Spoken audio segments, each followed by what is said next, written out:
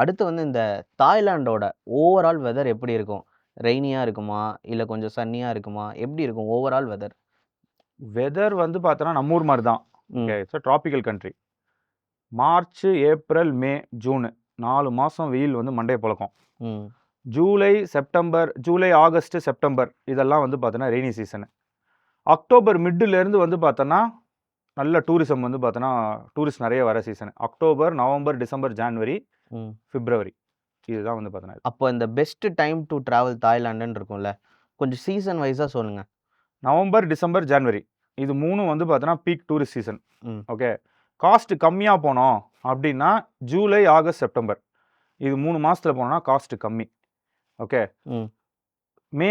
April, மே, June இது 3த்துல போனோம் அப்டின்னா, காஸ்ட் ஓரளவுக்கு ஆவரேஜா இருக்கும். ப்ளஸ் கூட்டமும் இருக்கும். ஏன்னா வந்து பார்த்தோன்னா, அது சம்மர் வெக்கேஷனு. ம். எல்லா ஊர்லேருந்தும் வந்து பார்த்தோன்னா, அப்பதான் லீவ் கிடைக்கும். எல்லா ஸ்கூல் குழந்தைங்களுக்குலாம். ஸோ, அதனால வந்து பார்த்தோன்னா, ஏப்ரல், மே, ஜூன்ல வந்து பார்த்தோன்னா தாய்லாண்ட்ல வந்து வெயில் பொழக்கும்னு சொல்ட்டீங்க. ஆமா, இப்ப இந்த இந்தியால ஹிமாலயாஸ், காஷ்மீர்ல எல்லாம் வந்து நம்மளுக்கு வந்து ஸ்னோ பார்க்கலாம். ஆமா. அது மாரி தாய்லாண்ட்ல நம்மனால ஸ்னோ பார்க்க முடியுமா? அந்த அளவுக்கு ஸ்னோ பார்க்க முடியாது. பட் ஆனா வந்து there are places coldest places. அதாவது நீ வந்து சம்மர்ல வெயில் பொழக்கிற நேரத்துல, நீ வந்து northern part of Thailand, Chiang Mai, Chiang Rai அது பக்கத்துல வந்து பார்த்தோன்னா ஒரு ஊர் இருக்கு. லோய் அப்படின்னு. LOEI லோய்ன்னு. ஓகே.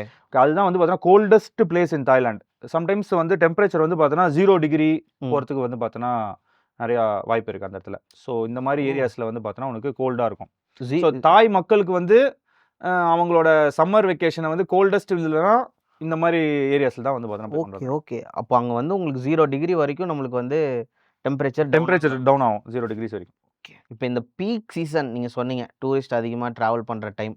எந்த மாரி டைம நம்ம வந்து அவாய்ட் பண்ணணும் டிராவல் பண்றதுக்கு? தாய்லாண்டில் வந்து த்ரூ அவுட் 365 டேஸும் வந்து பார்த்தோன்னா ட்ராவல் பண்ணலாம். ம். ஆனால் காஸ்ட் வைஸ் பார்க்கும்போது இது ம். தேவையில்லாமல் வந்து பார்த்தோன்னா ஒரு 20% எக்ஸ்ட்ரா எல்லாத்துலேயுமே பே பண்ணுறோம் அப்படின்னா, ம். இந்த டிசம்பர் 25லேருந்து ஜான்வரி 5க்குள்ள ஓகே. ஓ! இதில் 2 ஆப்ஷன் இருக்குது. ஒன்று ஃப்ளைட்ஸ் ஆப்வியஸாக வந்து பார்த்தோன்னா ரேட்டு ஜாஸ்தி. ஓகே. ஃப்ளைட்டுக்காரன் சொல்கிறது தான் ரேட்டு.